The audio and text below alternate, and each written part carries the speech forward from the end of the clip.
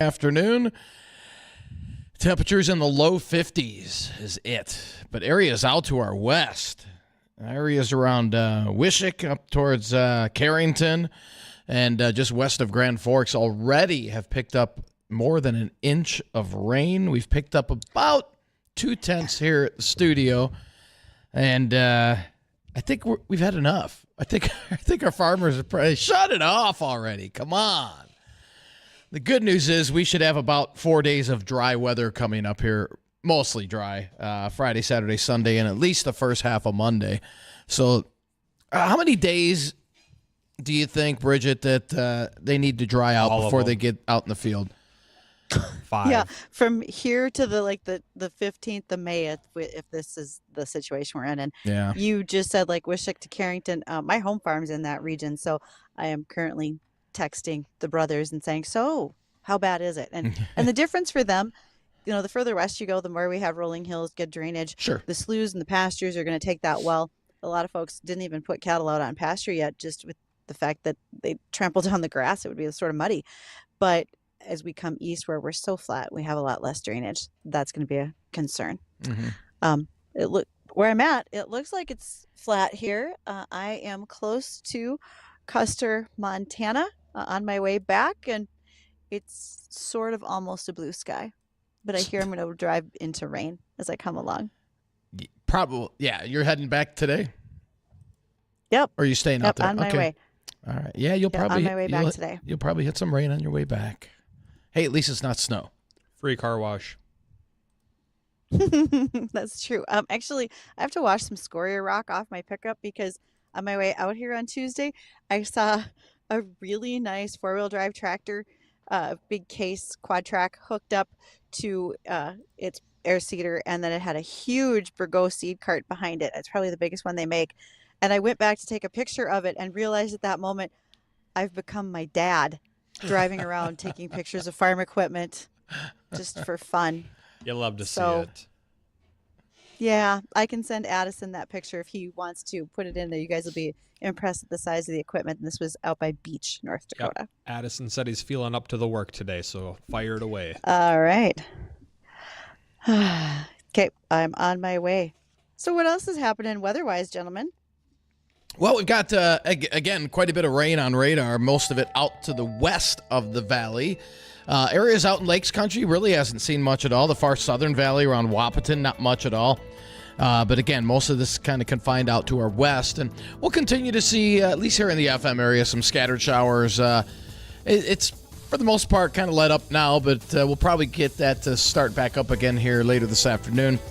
With highs in the mid-50s and winds out of the east-southeast about 10 to 20. For tonight, showers will come to an end. We'll drop down to a low in the low 40s.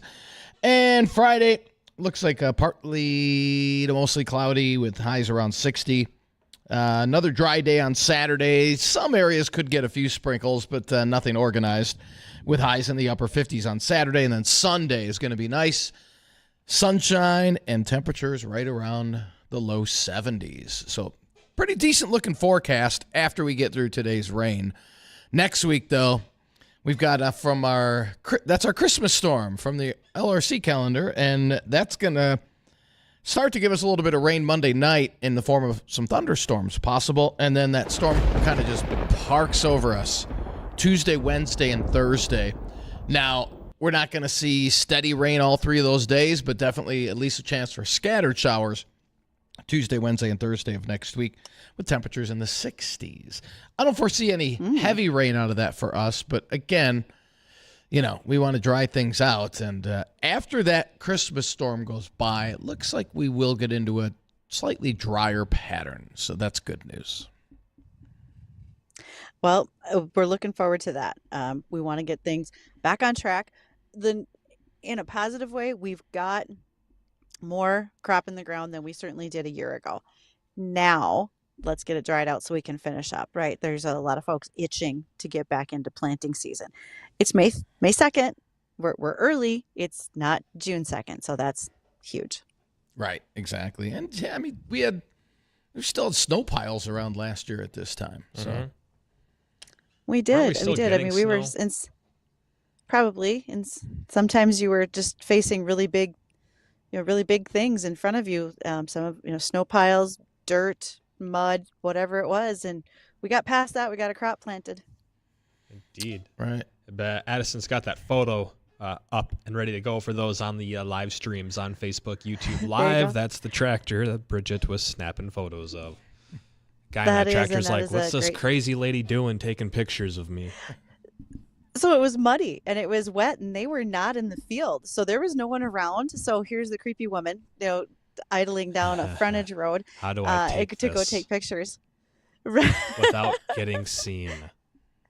Exactly. And so, that's it's a nice case quad track sitting there with a Burgo seed cart in front of it, or behind it, I should say. And it was just a massive operation. It was impressive to see from the interstate. So I had to get off the interstate to go take pictures of it.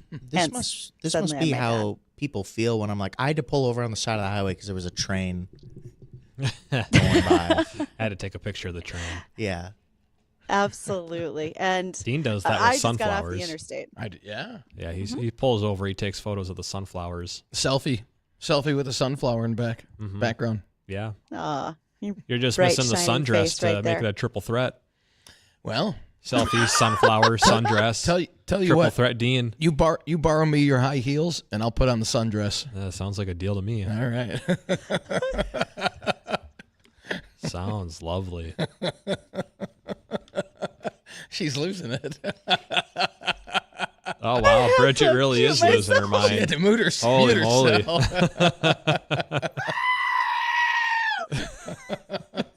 Okay, it's been a good minute since we've made Bridgette lose herself to that degree. Bridgette wasn't expecting sunflowers, sundress, etc. And high heels. High heels and a selfie on a sunny day. We got all sorts of S's in there, including the show. Yeah. Good.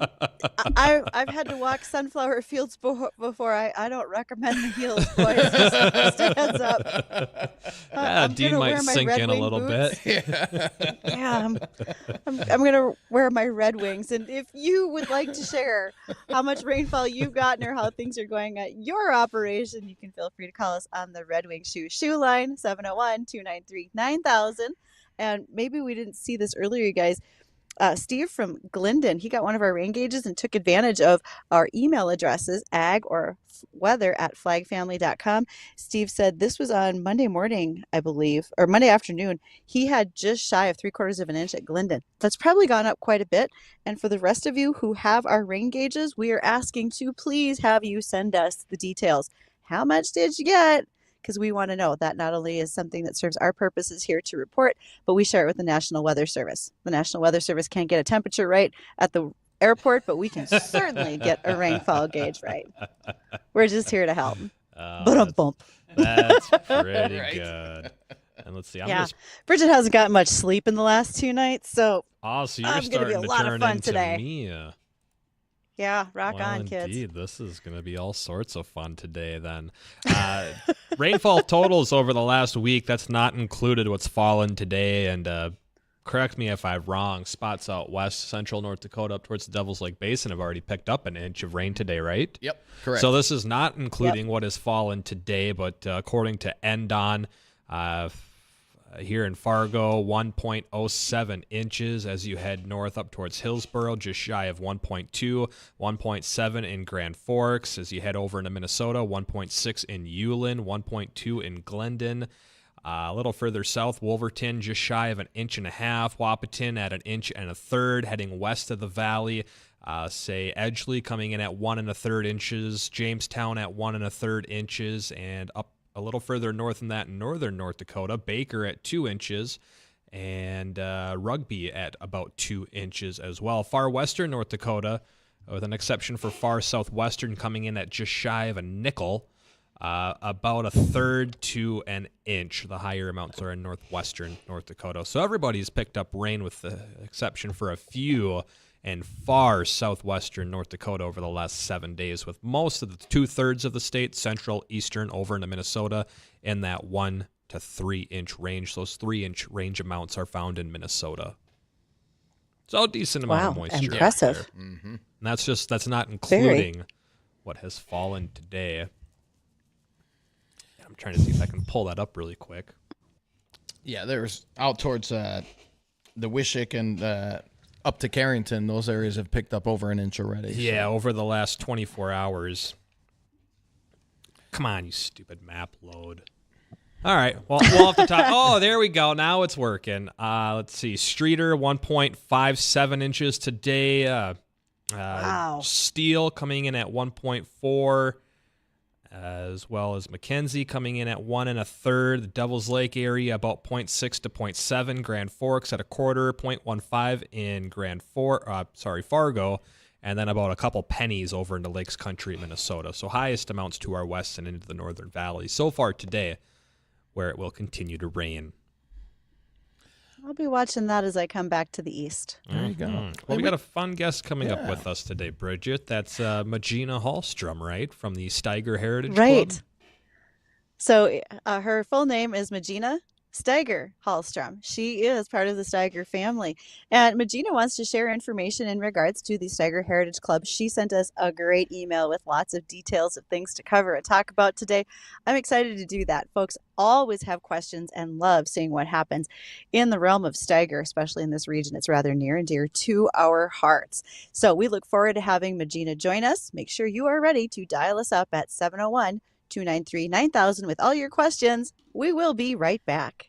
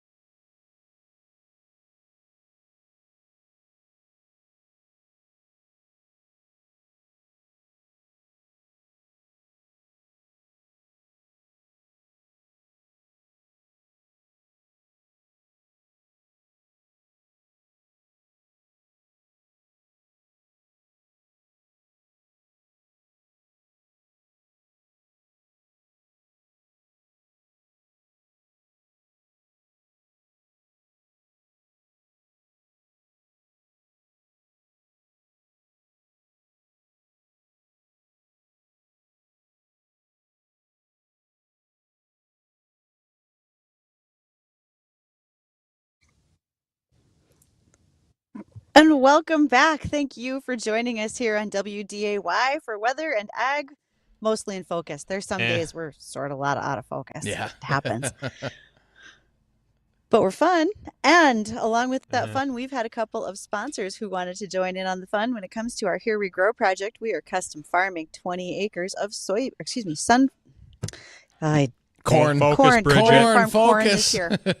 Focus. We're gonna have corn this year. Last year we did soybeans. Dean's dancing in a sunflower field. So these are all the options running around in my head now. Don't forget the sundress. But right. You're on your own. I'm not loaning you mine. Okay. We Dean want to say wouldn't thank fit. you to Red River Retention Authority as well as Gowan Company with Defiance Fungicide for their sponsorship of Here We Grow 2024. And joining us today for even more fun is MaJeana Hallstrom. MaJeana, how are you today? Doing well, thank you. I'm excited to be here. A lot of things have happened since I was on last year on August 1st. And by the way, I was going to mention it was really appropriate that you started with that Case IH tractor because it's a Steiger model. I was going to go. I wish I zoomed in closer. I was pretty sure it was a Steiger four-wheel drive. And I thought, oh, that's perfect. MaJeana's going to be here today. So would you let people know kind of who you are and a little bit about the Steiger Heritage Club Sure. before we get into all the new things? Yes. Well, I'm part of a board right now for the Steiger Heritage Club. We met for the first time in July of 2021. By January of 2022, we were officially a nonprofit organization. The folks that actually had the idea for the Steiger Heritage Club was Earl Christensen's son, Peter Christensen, who is a co-founder of Titan Machinery, and the Yagi family, who have been faithful and devoted users of Steiger tractors and Case IH Steiger tractors since the 1960s. They invited me to become part of the group, and then they told me, "You're retired, you could be the president." So, of course, our mission statement is to preserve and share the history of Steiger tractor. We're excited to be doing that. We've developed a website and we keep enhancing that. We hope folks will take a look at it. It's got a lot of good stories. We have a story section that has a lot of great stories by folks that have written the stories themselves, as well as a number of videos that include my father, Doug Steiger. There's a very special one out there. It's a tribute that Case IH put together for my dad for his 90th birthday. So you should check that out. We also just started a Facebook page, and it's easy to find us. It's just Google, look for the Steiger Heritage Club. We'd like folks to join. We currently do not have any dues. We are mainly focusing right now on generating interest in the Steiger Heritage Club. We're getting our money right now, our funding through auctions and donations from folks. And it's been going really well. So to join the Steiger Heritage Club, go to our website. There's a button for become a member. Just go there and sign up. And MaJeana, for those that don't know, what exactly does the Heritage Club do? What are you guys involved in? Well, the first thing that we started was to focus on making sure that we always have Steiger tractors in the Mark Yagi Steiger Heritage Club in Rolog.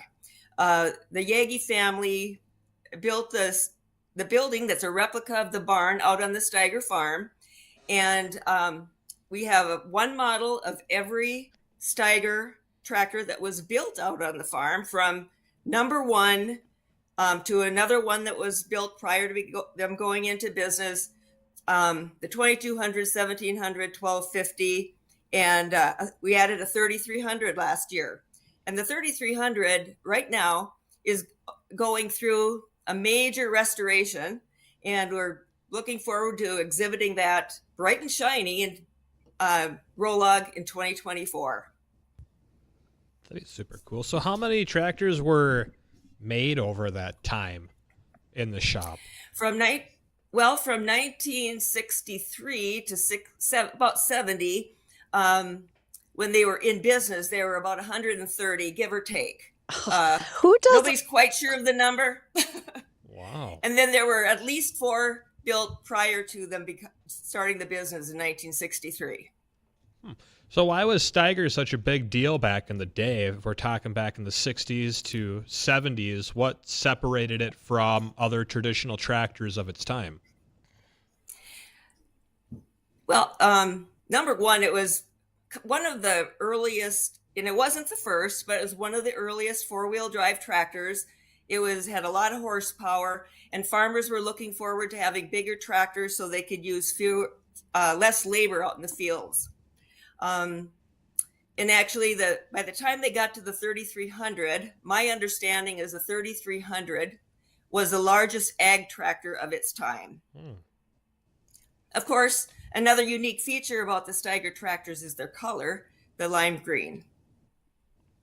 And that was selected so they'd stand out in the field. You could see them, but it was also selected because it was the color of the Euclid construction equipment. And when they first started building tractors, they used parts from Euclid's construction equipment.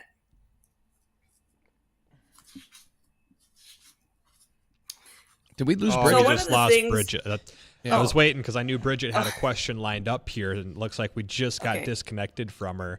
But yeah, that was one of the kind of the cool things when they were taking parts off of other tractors and other equipment. They kind of got a very iconic look, yet alone just from the green coloring, but also it just kind of looked like you grabbed a piece from this, a piece from that. And the way I've always kind of looked at it is if you were to like cross a tractor and a tank, it's kind of what they looked like because they were just bulky and squarish, and it's just a very iconic look to them.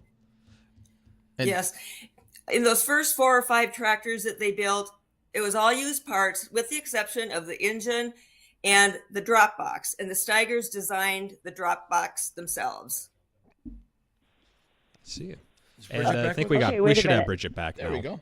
Yep, you do. So when you say the drop box, MaJeana, first of all, I have 2 questions for you. One is, can you describe what that drop box means to people, and so those who are listening can understand what that is? And second of all, how do you remember all of this? Is it just kind of organic because you grew up there on the farm watching all this happen, or how does this stick with you? Well, growing up, I kind of took it for granted. I didn't really actually pay too much attention. I have learned more since I retired and took this job on than I did growing up. I drove those tractors, but I never was much of a mechanic. And as for the drop box, I hope I described this correctly because this one was designed by the Steigers, and I'm not a mechanical person. If you talk to my cousin Brian or my dad, you'd get the full lowdown. But I believe it's the part that makes the articulation in the tractor. And that was another unique thing that was part of the Steiger design of tractors. That's a unique feature, like you said, and one that is so iconic. And I look forward to asking more questions when we come back, MaJeana. One of the things I definitely want to know is, when you talked about the 3300 and its restoration project that's going on, I'm curious, who's doing all the work? So let's talk about that right after this.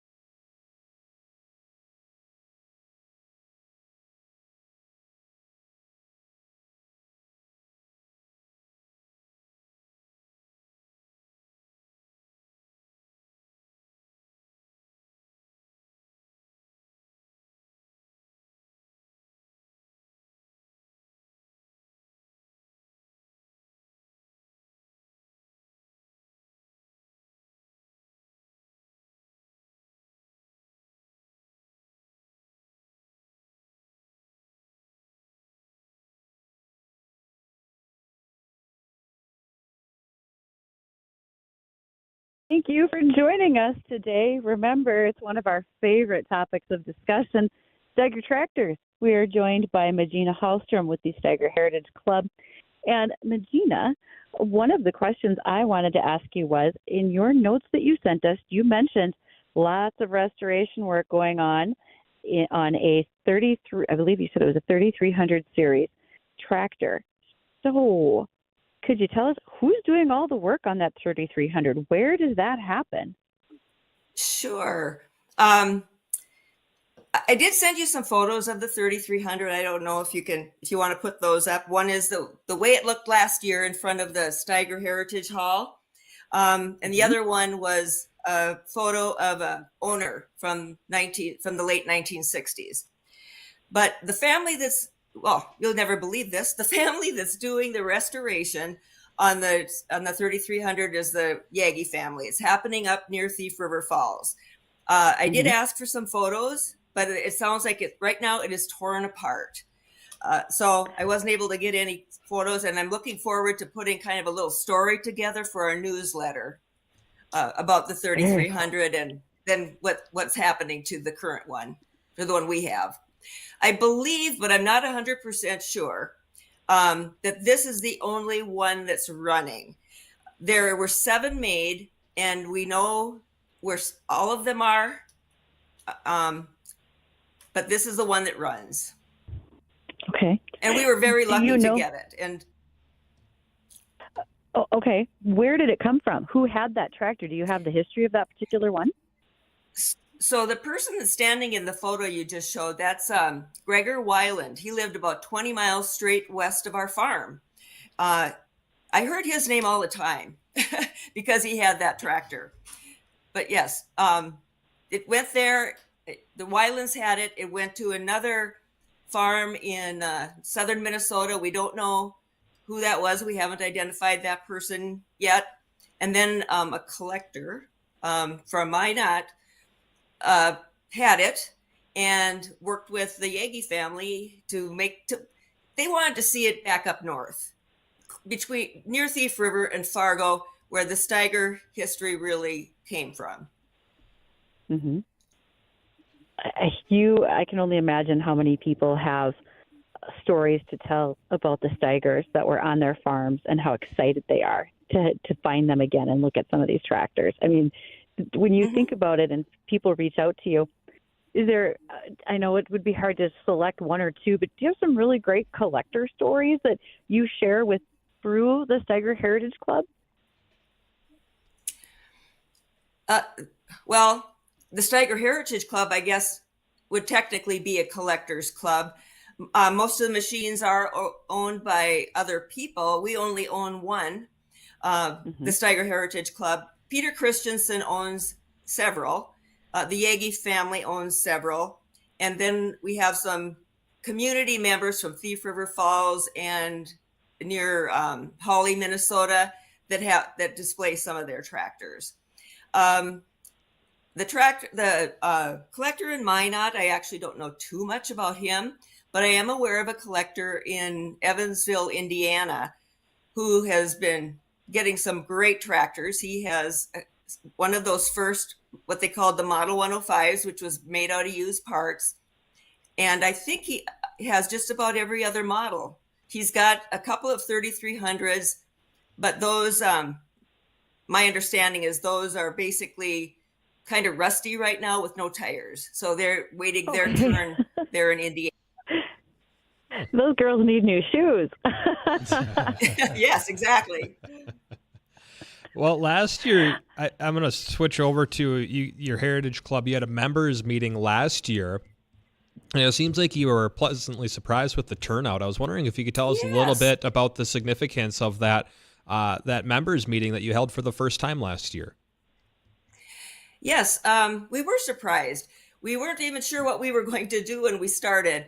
We have an email list. We invited all the people on the email list to come out. We held it on the first day of the Western Minnesota Steam Threshers reunion in the evening after the show itself was closed down. I would say we had about 25 people show up, and I was expecting maybe 3. So It was really fun because there were several engineers, Steiger tractor engineers from the 1980s there, and they were telling stories and they were connecting. And it was really fun to watch the interaction of those folks. I had another gentleman. If you've ever been into the Mark Gagey Steiger Heritage Club, Hall, there's displays of old literature and photos and memorabilia.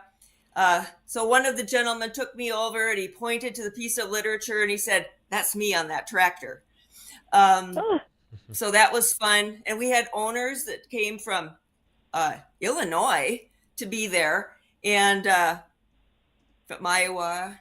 So, and since we didn't know what we were doing, we just started talking about the club, introduced the board, and just started telling stories. And then the group in the audience started talking about what their interest was in Steiger, whether they worked at the plant, whether they owned Steigers, whether they were just enthusiasts.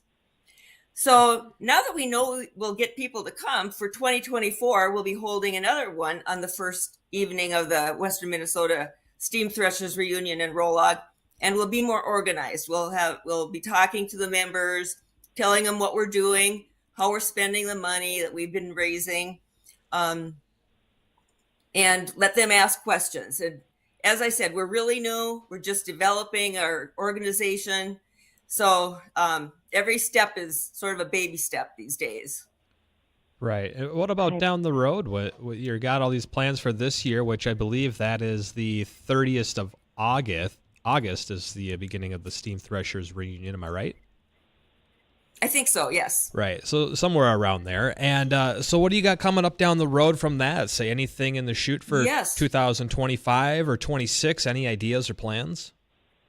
Nothing specific for 2025. We'll, of course, be in Rolog. Mm-hmm. But for 2026, we've got a couple of big deals going on.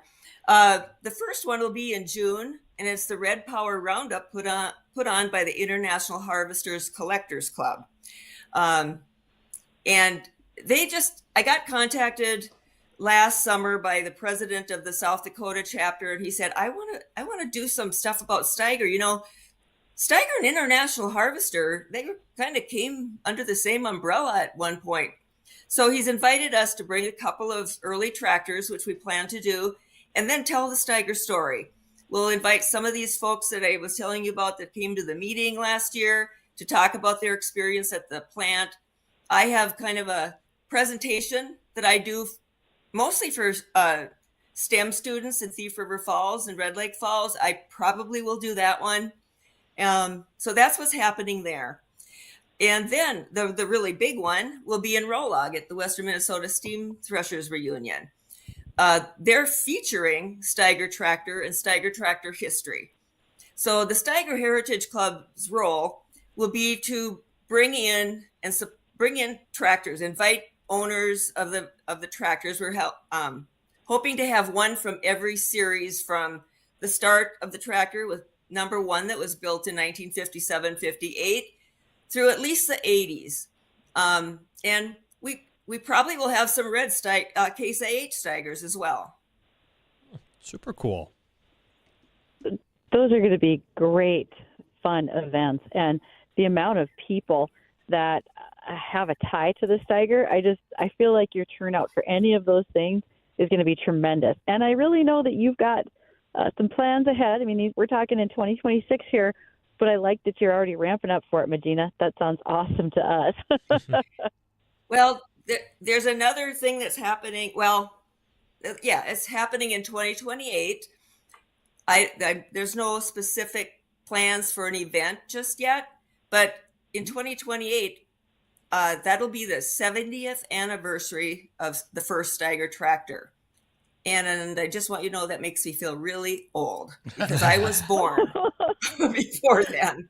So there's a lot of talk about what might happen in 2028, and there's a number of different organizations that will be involved. That's going to be phenomenal. And will when you've mentioned in the past that you have a Green Steiger tractor story book coming out, will that be here well in advance of any of these other options that are actually, events that are coming up? Oh, yes. That book actually came out last summer, and I talked a little bit about that last August. I'll just hold this up if you can see it here. There we go. And you can order that through the Heritage Iron website. Peter Simpson wrote this book. He's written a number of different tractor books, four-wheel drive tractor books. And it's excellent. It's a lot of fun. And I did participate in putting some of the Steiger history together and some of the early stuff together. Something else that, if you don't mind, if I talk a little bit more about the Steiger Heritage Club, is please do. Kind of my experience with the club. I've gotten to know and enjoy people from all over the U.S., Canada, Britain, and Australia. I actually had a couple of folks from Australia that asked me to send them this Green Steiger book. So it's been really fun. I actually could say I'm kind of email pals with some of them. And yesterday I got an email from a gentleman who used to work at the plant, and he was really excited to potentially donate some items from his time there. And he said they used to call him IH Mike because he was the engineering liaison between IH and Steiger Tractor. So I just thought that was kind of interesting, and I'm excited to hear more about that. Another person that I met, and this was last summer, was George Schaff. And I don't remember if I told you about George Schaff's donating the Steiger Heritage Club that Model 105 that we own. It was just a really generous offer. He's from Illinois. He owned an antique tractor and a truck museum. He was liquidating that last September of 22. And I kind of got wind that he was going to be doing that. And I knew he had that one Steiger. So I sent him a note and I said, well, by the way, I'm going to tell you, George Schaff is 91 years old right now. But I sent him a note and I said, you know, the Steiger Heritage Club is a new organization. We're a nonprofit. He was a nonprofit. So I said, you could donate that tractor to the Steiger Heritage Club. We would really be grateful. And then I said, well, I'll follow up with you in a couple of weeks. So I followed up with him. I talked to him. He said, well, it's already listed with I think it was Mecum, and I can't really do anything about it. Well, that was, I think, April that I talked to him. And I thought, well, that auction isn't until September, but I'm not going to pester him. So at Rolog in 2022, we have a friend, Sherry Schaefer, who owns Heritage Iron Magazine. She said, you need to be here at 1:00. And I said, okay. So Peter Christensen and I joined Sherry, and she had her phone on FaceTime or whatever. And there on the other side was George Schaff. And George said, are you going to, I should tell you, I missed a part. He actually brought that Model 105 to Rolog, which the whole time Sherry had told me he was bringing that. And the whole time I'm like, why is he bringing that tractor? Why didn't he talk to us about that tractor? But anyway, back to the FaceTime. George asked us, the Model 105 is up for bid. Are you planning to bid on it? And Peter said, well, we're a new organization. We can't afford to bid on it. And George Schaff said, well, I'm going to make it easy for you. It's yours. So so that was pretty exciting. And I had never met him, but I went to another show last summer and I was just visiting with people. And all of a sudden a golf cart comes up and it's George Schaff. So that was just an honor to meet that very nice and generous gentleman. I tell you what, MaJeana, as I think about my family stories from the farm and what our photo albums might look like, I feel like yours have a lot more high-level names, great photos, because the family history that you have with Steiger is just so impressive. Thank you for always sharing those things with us. Mm-hmm. Sure. Now, just one more time, if folks want to find you for the Heritage Club so that they can join, how can they do that? Absolutely. They can go to our website. Just look for Steiger Heritage Club or steigerheritageclub.com, or look on our Facebook page. Also, you just have to search for Steiger Heritage Club. And there's a lot of good information out there about us. You can communicate with us. You can send tip photos. You can submit stories to us. We use those stories for our newsletters. We use the stories in the story section of our website. So that's the best way to reach us. There's a contact section. Our email, if somebody wants to email us directly, we'd love to hear from you. It's info@steigerheritageclub.com. That's fantastic. Well, MaJeana, thank you for the time. We greatly appreciate it. And folks, please don't go anywhere. We're going to want to recap weather, headlines, and more. We'll do that right after this.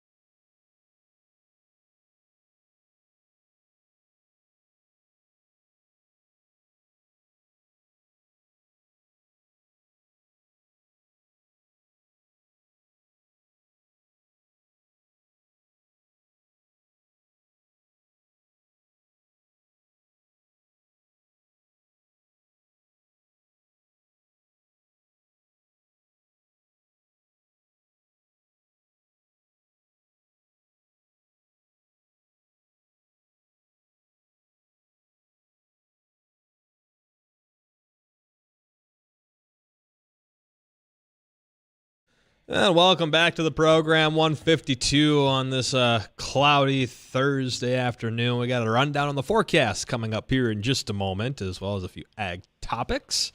And if you want to join in on the conversation today, ask some questions, give us a call on the Red Wing Shoes Shoe Line, 701-293-9000. Emails are weather or ag@flagfamily.com. And we got a few ag topics to get to today. And Bridgette, I was hoping you could enlighten us on why you should stop hugging the chickens. Okay, seriously. Come on, they're so shouldn't have fluffy to tell and folks cuddly. that. I just want to squeeze them. Look, it's not like I'm opposed to everybody having their backyard flocks. That's fine. Chicken ranching is a great thing. But let's remember that they are still an animal. They still live in a coop. They are not exactly housebroken. Animals need love too. Animals need love too, but there is indeed a report out of Oregon of an infant who was infected with salmonella because mom and dad had a backyard flock, and they transported that salmonella back to baby at the hospital. Now, I get it. You need to pick up chickens in order to get the eggs, or to maybe doctor a sick or injured chicken. But we're going to need to wash your hands. And the same clothes you wore in the chicken coop should not be going to the hospital to bring the newborn baby home, because babies should not have to be contending with salmonella. Every year in the United States, we have over 1,000 cases of salmonella infection with adults through children. 250 of those cases require hospitalization. We could avoid that. We could take that number down. So let's just be a little more careful out there. Let's not be hugging the chickens, shall we, please? I really think we appreciate that. could manage. Thank you. Thank you for doing your best to keep the chickens off the ground and keep your hands and clothing clean. And again, it's a biosecurity situation, because we don't want to be dragging around bird flu or anything like that either. So let's be careful out there. So would this possibly apply to ducks as well? Ducks and geese. Mm-hmm. Yep. That's why when you're at a petting zoo with children, you should always wash your hands. Certainly, if you're going to go from a petting zoo to like the cotton candy or the ice cream, maybe we want to clean that up a little bit. Yeah, folks. the cotton candy. Dean, you like cotton candy, don't you? Who doesn't? I know you love ice cream. You just mowed down another bowl in the office. Well, Which one was it? Was it the maple nut? It was maple nut and vanilla mixed. See, that looks like those were pretty good. That sounds like a wonderful combination there, Dean. And Now I'm going to need ice cream when I get to Miles City, you guys. Come on. I hear they got a DQ. Or maybe I'm thinking of the next Okay. town over. No, it's Miles City. So, rats. Okay, ice cream it is. Watch out. They're charging $7 for a small blizzard nowadays at Dairy Queen. Yeah, Addison, I was blown away, too, when I ordered 2 small regular blizzards from the Dairy Queen up in Grand Forks, and my bill was like $13.80. I was going to go to Dairy Queen until you mentioned that. I'll go somewhere else. Yeah, you better find a stiff coupon to use. For that price, I can buy an Outrageous. entire tub of Pride's Dairy ice cream and eat the whole tub.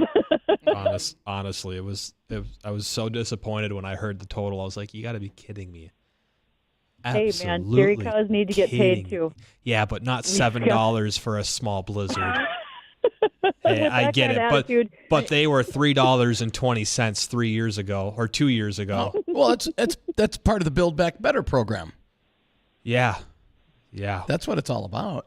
Indeed it is. Pay your fair share. Hey, man, as soon as my potholes start getting fixed, those street lights start getting replaced, all of the terrible bumps and cracks in the interstate, then we can start talking.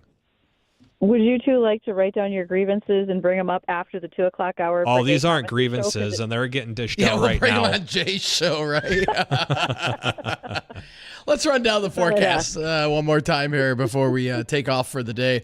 We're looking at cloudy skies here, temperatures in the low 50s, a little bit of light rain in the FM area, more concentrated and heavier rain out to the west of the valley, out towards Valley City, up towards Carrington.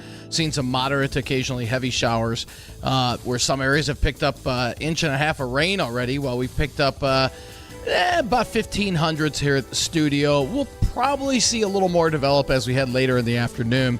Not much rain at all in the far southern valley into lakes country, though, today. With highs, again, low 50s and those east-southeast winds about 10 to 20. Tonight, the rain comes to an end. We'll drop down to a low in the low 40s. And tomorrow, we'll see a few breaks of sun, but don't expect a lot. Highs right around 60. And much of the same on Saturday. More clouds than sun. But again, we'll see some sun, mainly dry, with highs in the upper 50s. And breezy day develops late in the day on Sunday as those winds kick in out of the southeast. But that'll warm us up into the low 70s on Sunday. We'll stay there on Monday, with a chance for storms coming in late in the day on Monday. So at least we'll see, 3.5 days of dry weather before more rain. Although I don't foresee next week being heavy rain here. We'll definitely keep an eye on it. But, again, any rain is just, you hate to say any rain is not welcome because you don't want to. You don't want to kind of. We got enough. Yeah, I know, but I'm just talking about later in the year. You don't want to totally shut the faucet off, but we need to dry it up to get our farmers back out in the field. It's it's just too wet.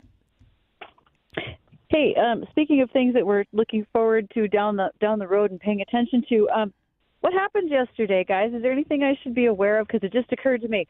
I was off yesterday, and I just want to make sure there's not something that I'm supposed to be doing that I didn't know about. Don't ask, don't tell. Yep, don't worry about it. Great. Yeah. Oh, so that's handy. All right. Why? What'd you hear? Who said it? Was it Sarah? Nothing yet, but I figured I better check because if something goes bad, I better know. Oh, it was a fun day yesterday. Yeah, we told everyone to keep their mouth shut too. I'm glad to hear that they have so far. Yeah. You sound sort of threatening.